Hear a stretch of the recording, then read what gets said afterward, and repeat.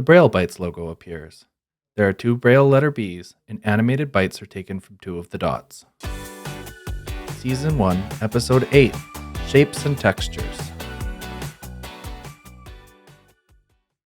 Play-Doh can be a great activity for increasing finger strength while creating interesting shapes, textures, and art. Jen stands in a kitchen, wearing an apron with the Braille Bites logo. A large wooden cutting board, sheets of hard copy Braille, and a large ball of dough on a baking sheet sit on the counter. We made this Play-Doh ourselves, but you can buy it pre-made or make your own. We need several key ingredients for this activity. First, of course, we need our Play-Doh. I also have the Play-Doh on a baking sheet to provide a defined work surface. And underneath the baking sheet, I have some anti-slip material. Jen shows a roll of anti-slip shelf liner. This can be purchased from the dollar store, and it prevents the baking sheet from shifting around as I work. I have several household objects that create interesting shapes and textures. I have a pen, some beads that are various textures and sizes. Jen holds an example bead that is pink and about 2 centimeters in diameter. Some container lids that are various sizes. One plastic lid is bright yellow and 2 centimeters in diameter. The other is orange and about 8 centimeters in diameter. And finally, some craft sand. Jen holds a jar of blue craft sand. I also have a butter knife. Now let's mix our ingredients together. Kneading can be a great activity to build hand and finger strength.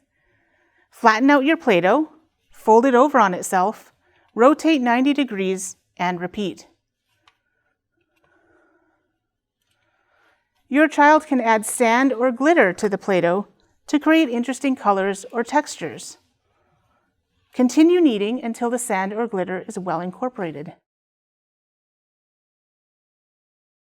Now it's time to top off the recipe.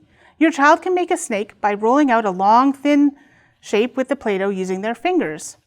They can create a ball by rolling out a large, round shape using their whole hand. Once these shapes are made, they can even be combined to create little creatures, such as this little lizard I made using a long, skinny body and a round head and limbs. In her palm, Jen holds a small lizard made out of blue dough.